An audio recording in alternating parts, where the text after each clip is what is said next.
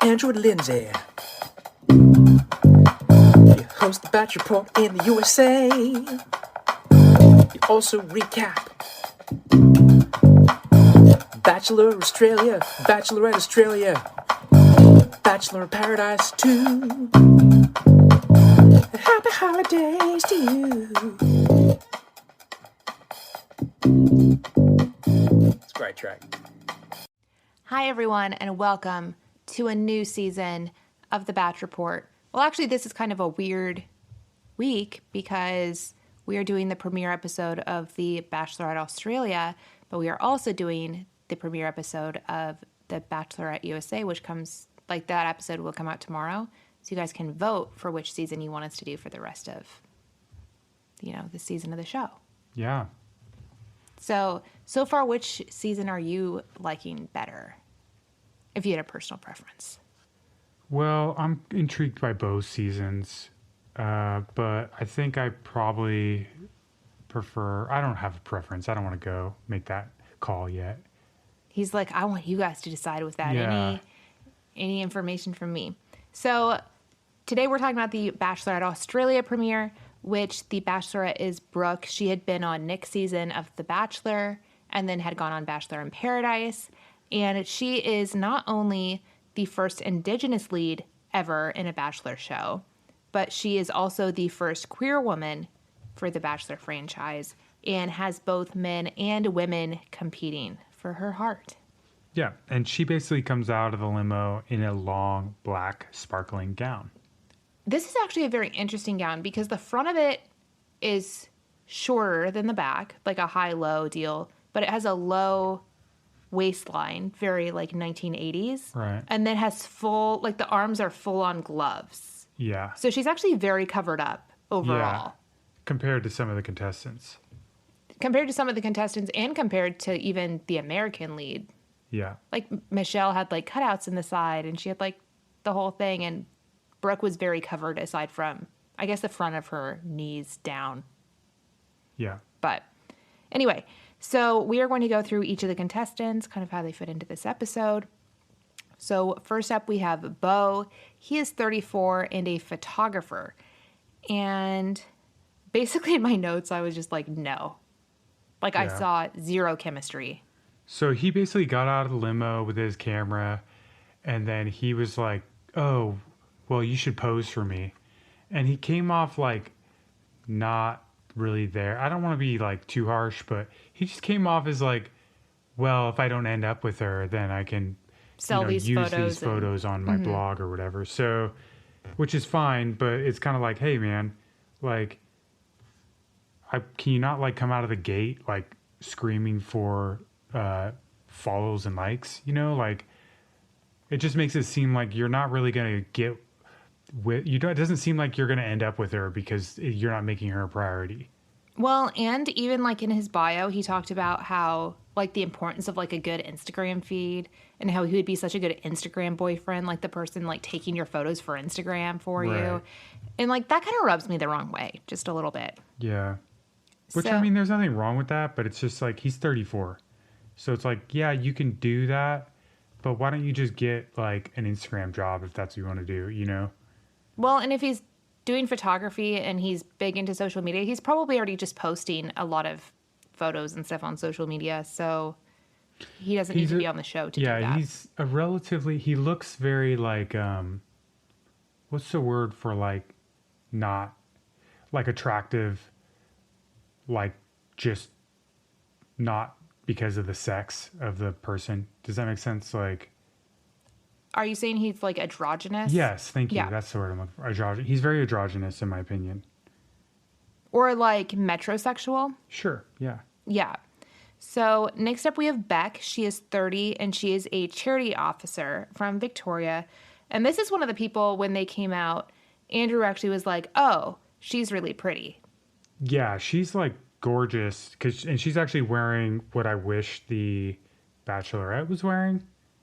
Yeah, she also wore a black dress, but it was like lower in the front. And then it's a long dress, but has like, I don't want to say a slit, but it's like an opening so you can stick your leg out or you can fully cover yourself depending on how you're standing. Right. And like she sits, it's just, this is, okay, so one thing that's way different about this Bachelorette is that you're getting both men and females. So it's like, it's weird to see a guy come out and then a female come out right after, kind of, because I'm so used to seeing. But not in a Bachelor in Paradise kind of way? Yeah, it's like they're trying to compete for this one person. So I'm not sure how I feel about that yet, but this person is like really pretty.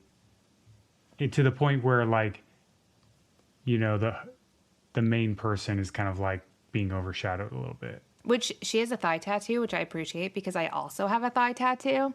Yeah, I am interested to see. We didn't get to see much of her personality in this episode. Like we just saw very short, like brief clips of her, like introducing herself or chatting. Right, because her personality could be not great, and then, you know, because she describes herself as chaotic and loud, but I didn't see that at all on this episode. So I'm curious as to where that's going. Me too. Next up, we have Steve. He is 29 and a podiatrist, which is like at least a different job. I feel like the majority of the guys on the show are like carpenters or plumbers or metal fabricators or whatever. So a podiatrist is at least a different job. Yeah, and he just looks to me exactly like you would imagine. Like he looks like a podiatrist. He's and put like, together? Yeah, he looks put together. Like he's like, yep, secure or whatever. He's 29, so, you know, he's figured things out a little, had time to figure things out. And he really likes, like his dream date is like rock climbing or motorbiking or hiking. Right. Which is fun because I think it's relatable. Like hiking is like a completely normal, relatable date. He's wearing a bow tie, and I'm not really into bow ties, so. But he did have, this guy showed up in like a velvet green jacket. And I do have to say the guys on this season overall are very well dressed. Compared to the American one where I feel like they all wear the same salmon colored jacket or like ill-fitted suits. I mean, sometimes the American version has good. I wouldn't dog on them too much. And I do have to say that the women also stepped it up this season because I feel like Australia, the first few seasons we watched, their fashion seemed like 10, 15 years behind. Well, this next person has a dress that is 10 or 15 years behind. So next up we have Ritu. She is 25 and a filmmaker. And her dress definitely looks like a prom dress from like 10 years ago. But she's pretty. And she's super passionate about like mental health and trauma recovery. And I don't know. I also didn't get to see a ton of her on the show. She was kind of breezed over. Yeah, she made it to the next round, so we'll hopefully see more of her. Next up, we have Matt, who is 21. I did not realize he was only 21. I thought he was like 41, to be honest. I thought he was a lot older too, actually. And he is a metal fabricator. And this guy was so nervous in the car before he got out. And then he gets out and does this rap. It was so awkward. It was the most awkward rap. Yeah, I think he was really nervous. And when it got to the rose ceremony, he ended up getting a rose, but I didn't see him get the rose.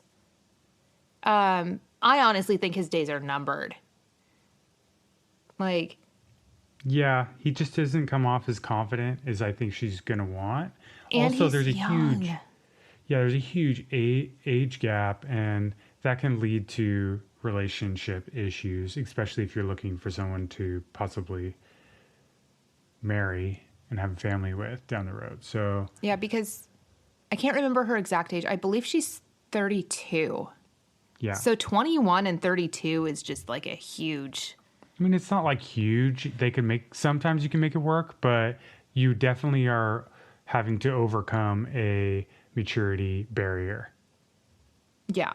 So it can work. It's just, that would have to be like, there would have to be real spark there.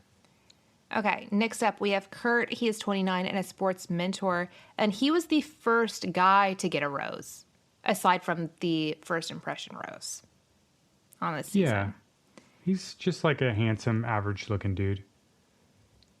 Yeah, so I guess his main thing is he's scared because he's never had a long-term girlfriend or boyfriend or whatever. He's never had a long-term relationship, so he's scared that Brooke is going to see that as a red flag down the line. Yeah. Honestly, this is the type of guy that you would see and you'd be like, you look good for your age. He does. He does look good for his age. Yeah, like that's what you would say to him. You'd be like, yeah, you're doing good, like aging wise. So, like, we play Survivor, or I played Survivor a few times on Discord, and Andrew's played once now. This looks like a guy that would play Survivor on Discord. I'm just going to throw that out there. Okay, I feel cool. like this looks like people I have played with online, and I feel like he probably does things like that in his spare time. Yeah. Next up, we have another youngin. We have Tage. She is 23 and a youth worker, and I think she's going to be trouble. Right. She's looking kind of like a fox a little bit. But she, like, came out of, like, the car, met Brooke, went inside, and then was like, look at all the guys and girls here. Like, she was looking around, like, for other options almost. And her dress is very flattering on her. So, Oh, she had probably one of my favorite dresses of the night. It's like a fitted emerald green as ruching, so it's, like, it looks great on her midsection and makes her her look arms. like a mermaid. Yeah. So, one thing I have to say about Tage, though, is at the beginning I was like, oh man, she's trouble. But later on in the episode, like, Conrad needs, like, a little pep talk because he had, like, made a bench with her and all this stuff. And she's like, oh, we need to decorate the bench. Like, this is how you're going to approach her. This is, like, she was very supportive of the other people there. And I do appreciate that it Yeah. wasn't just, like, competition. It was like, oh, I do genuinely want to help you. And, I mean, that could be her downfall later on, or it could really help her be seen as a potential partner. Right. So, next up is the person we said goodbye to this episode, which is Johan. He was 27 and a carpenter. He had, like, on this orchid-colored suit. I actually think he's very handsome, but He was born in Italy and speaks German and grew up in Australia, but he's very worldly, I would say. yeah, we didn't really get to see much of him, so it's hard to say anything about his personality, but you know, He seemed really, he'll like, probably be okay. nice. Like, from what you could see, it was like, oh, he's like, there's nothing bad to say about him or his personality from what was shown. But I think he just didn't stand out of the crowd. So before we talk about the next batch of people and some drama, we are going to take a quick second to talk about our sponsors. Period care is literally one of my least favorite things to shop for. Tampons, pads, I feel like they're such a waste. Like, in the environment, you're just getting rid of things constantly. And, you know, there has to be something that's more eco-friendly, right? So if you want a period product that looks out for your body, your lifestyle, and the planet, you have got to try Flex. Flex is innovating period care with products that are body safe, made for comfort, and made to keep you moving. There's the Flex Disc, which is a one-time use menstrual disc that fits perfectly inside your body, and it can be worn for up to 12 hours and holds as much as 3 super tampons. And it's not a cup, and it's better than a tampon, so it's unlike any other period product you've seen before. So it's super easy to insert, way easier than the cup if you've ever had issues with that, and completely mess-free. You can have period sex, don't have to worry about your white sheets. I mean, that in itself is pretty much a win. So Flex discs are also created with 60% less waste compared to pads and tampons.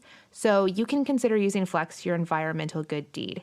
And if you want to go zero waste and have the planet love you even more, you can pick up the Flex Cup, which is a reusable menstrual cup that Cosmo rated #1.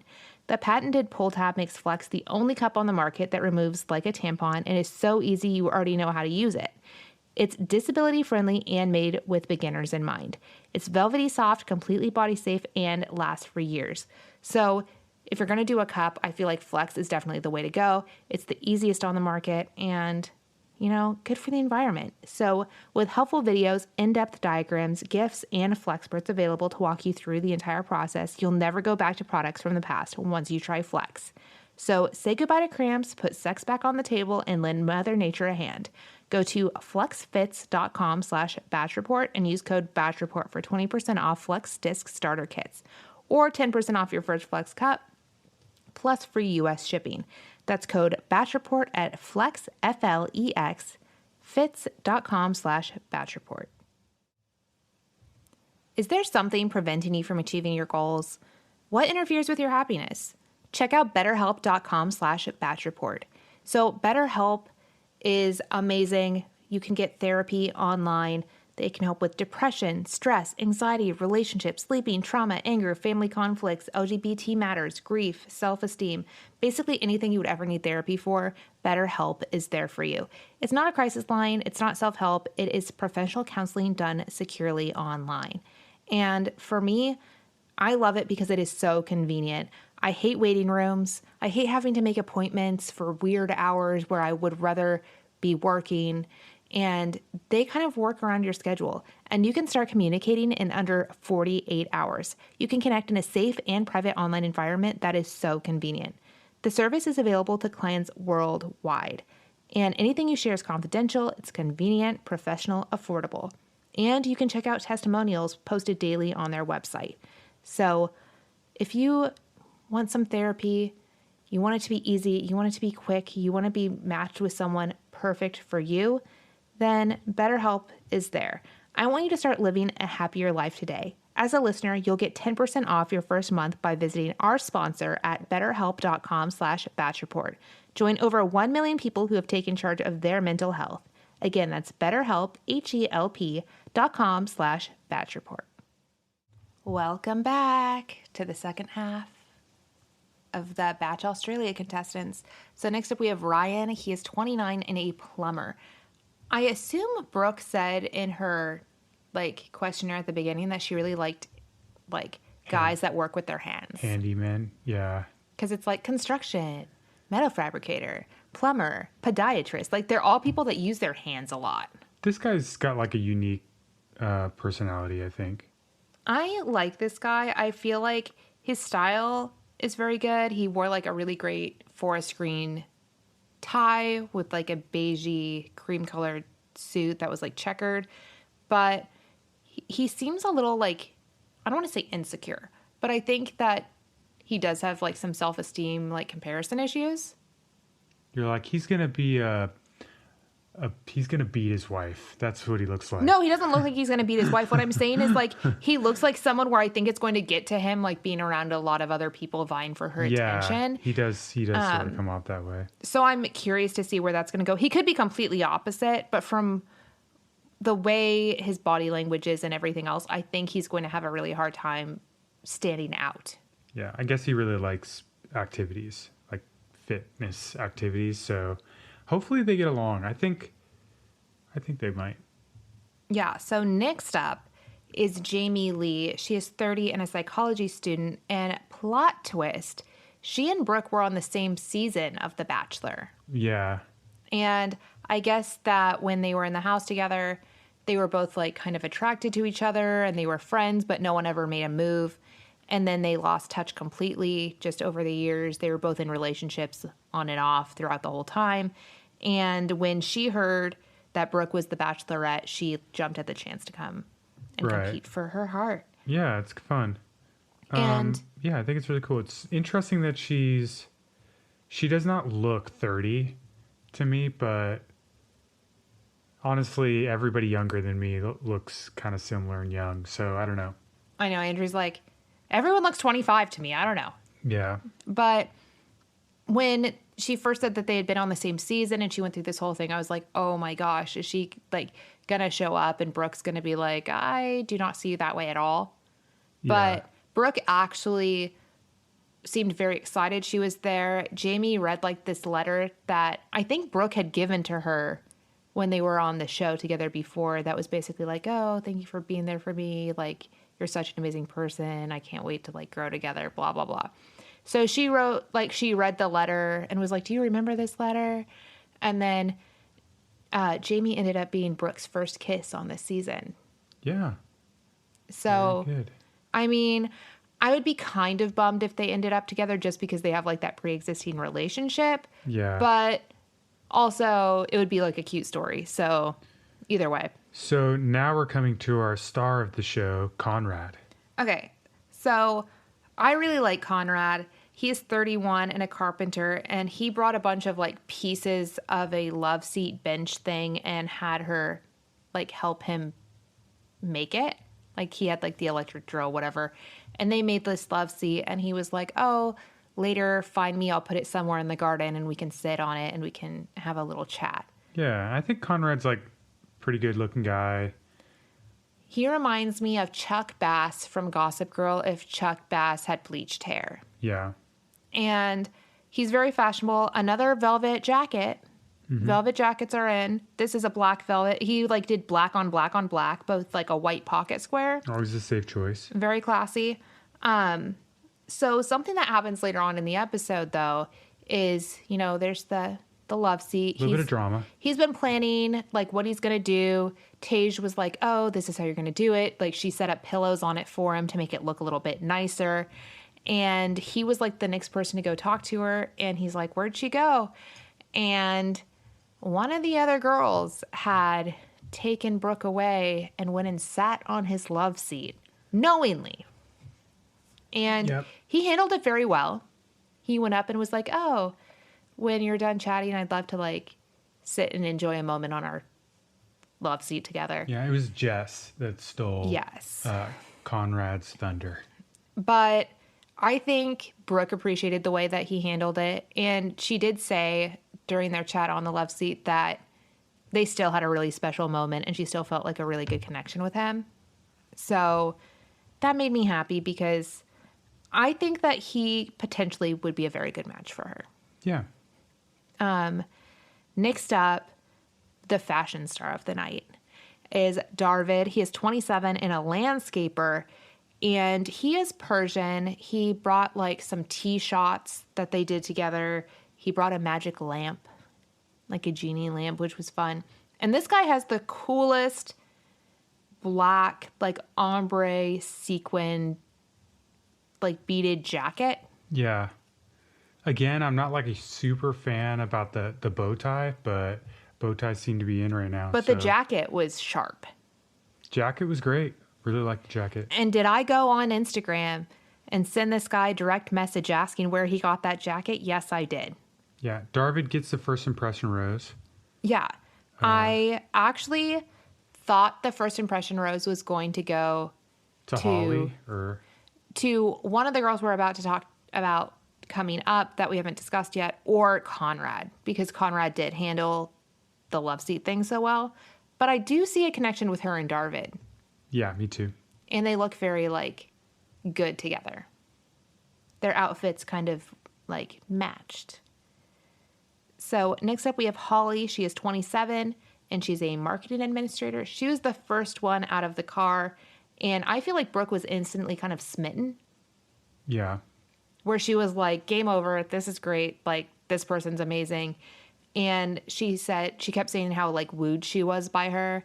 She is a dancer as well. So when Holly met her, she was like, oh, can we dance? And they had like a nice little dance moment. I thought it was cute. Yeah, she's pretty. I think they get along really well. And I actually thought she was a contender for that first impression rose as well. And I think that she will probably be a person that makes it top 4. Yes. So next up is another person I thought could possibly get the first impression rose, which is Carissa. She is 30 and a psychologist. And she probably wore one of the most revealing outfits of the night. Yeah. She has such a high cut on this outfit that, like, I'm surprised that, you know. They didn't blur anything like they would in America. Right. So it's a dress with, like, this very long train. One leg is, like, pretty much covered almost to the knee. And the other leg, it goes up almost to her hip bone, it looks like. Like, really high up the thigh. And then is, like, off the shoulder. It's a pretty dress, but also very risque. Honestly, I don't know how flattering it is on her frame per se, but I feel like it looked better in movement. Like as she was walking, like with the train and everything, you're like, oh, that's pretty. But like in photos, I feel like it doesn't translate. It also has like a long drag to it. So I'm not sure how practical it is, but she rocked it and it worked for her. And Carissa was someone I thought was the contender for that first impression rose. And so Holly and Carissa were the first 2 girls to get roses at the rose ceremony. Yes.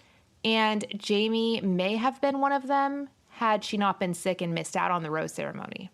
So, But she did get a rose, so. which worked honestly, out. I wonder how much of that was her feeling like, oh, if I go and I get one of the first roses, people are going to look at me as some big threat. So if I like skip out on this and then I just get like a default rose, Maybe. like people aren't going to look at it I like like to anything think the crazy. best of people. I like so- to too, but I don't know, something to think about. Next up, we have Emily. She is 25 and a vet receptionist. She had like a high-low dress as well and some silver boots. And I don't find this to be particularly flattering on her. I think she's very pretty, but her outfit was a miss for me. Yeah. Definitely didn't hit popularity ranks with me either. And they breezed over her pretty much the entire time. I don't even remember her We really. got so little screen time of her, which is weird because she like talks about how she's like a social butterfly and she likes to experience things and she likes to like is chatty and all these things, but they literally did not show her. Yeah. And now we got to talk about the villain of Well, this we don't season. know. She's kind of She's right now the villain of the acting season. like a villain, yeah. We have Jess. She is 30 and a software sales executive from South Australia. And she is the one who stole Conrad's thunder unabashedly, Oh, yeah. where everyone is like, oh, what are you going to like talk to her about? Where are you going to go? And she's like, oh, I know exactly where I'm going, but I'm not going to tell anyone yet. And then she takes the bench. And even Brooke was like, oh, isn't this like Conrad's bench? And she's like, oh, yeah, but you know, we can take it. Like kind Yeah. of thing. And then afterwards people were like, oh, did you do that on purpose? And she's like, of course I did it on purpose. And it's like, why? Like, unless she went on there hoping to get more airtime by being a villain. Yeah, I don't even know how interested she really is in Brooke or if it's just like there for the publicity. So, And she got the second to last rose. I was hoping she wouldn't get a rose because of the behavior. But honestly, though, the directors kind of eat that up a little bit. oh yeah. So they're like, if there's anyone that you're not really vibing at all with, get rid of them before her. Because it's at least like good TV. Yeah. I really like the way that she handled the whole situation really made my skin crawl. Like literally where I was like fuming inside. And this is the person where if I was in the house with them, I would have some major words. I mean, honestly, I don't mind watching it. I don't mind watching It's it, fun I to guess. watch, so I get it. But yeah, But for people sure. were pissed when she did it. Like all the other girls who were sitting around are like, are you kidding me? Like that is the rudest thing to do to somebody. I am really excited. You know, looking online, people are really feeling Beck, the girl that Andrew said was really pretty. People have said good things about Ritu. Obviously, I think the top contenders are going to be Holly, Jamie, Carissa, Conrad, and probably Darvid. As Right. of right now, I feel like those are the top people. But because there are men and women on this season, it'll be interested to see if people end up hooking up with each other Yeah, that's true. and like completely like not even going for Brooke, because the previews make it seem like there's going to be a lot of I mean, how could that not be a thing, right? So that's one of the, I think, the issues with having someone like this as the Bachelor. is you have girls that are interested in yeah. girls and maybe also interested in men, and men who are at least interested in girls and maybe also be interested in guys. Like it Yeah. makes it where you almost do have like that Bachelor in Paradise situation where if you don't feel a connection with Brooke, are you going to find a connection elsewhere? Yeah. Which But- is, we'll have to wait and see. I'm curious myself. But I feel like Asha's doing a great job hosting. Yeah, it's a pleasure seeing Asha back in action. So We are excited for the rest of this season. If you choose to, you know, follow this journey along with us, we will be doing a vote this week. We'll have the poll in the show notes. If you want us to continue Australia, let us know. If you'd prefer to hear the U.S. season, also let us know. yep, and we'll choose one and we'll see you then. Ciao.